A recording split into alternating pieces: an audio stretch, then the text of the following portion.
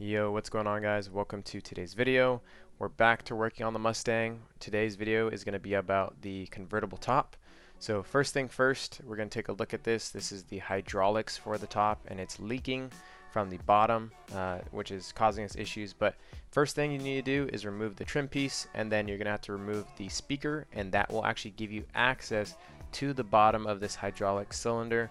And you can see this is the fitting that we're going to be fixing, and it's just leaking all over the place, and it's actually getting into the matting that's underneath. So we're going to go ahead and fix that today by using a wrench, some plumber's piping tape, and then we're going to also refill the hydraulic motor with some transmission fluid.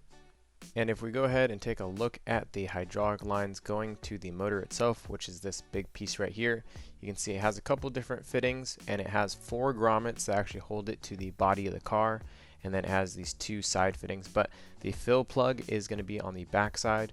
So this is what the line to the cylinder looks like. You can see it's flanged, so that actually holds that top piece in. But we're going to go ahead and carefully wrap this with a little bit of pipe tape. Again, a little bit. You don't want to overdo it. You don't want to clog up the threads. You still want it to be able to secure itself to the cylinder. But here's the motor, and here is the fill plug that I was talking about. You're going to take that off, and you're going to use some Ford Mercon LV automatic transmission fluid to refill it.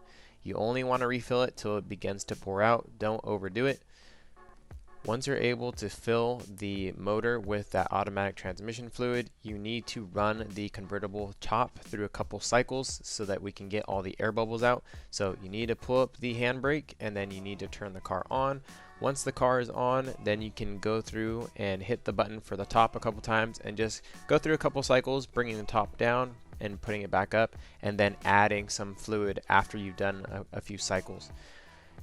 Now you can see we have the motor back in the car, nice and secure. We have the fitting back on the cylinder, and it is nice and tight so that it won't leak. It's not leaking. We've tested it, and this is what it looks like going back and forth.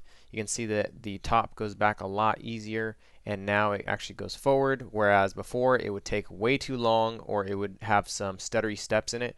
And so now it actually works. So that is going to be a job well done. I hope you guys enjoyed the video.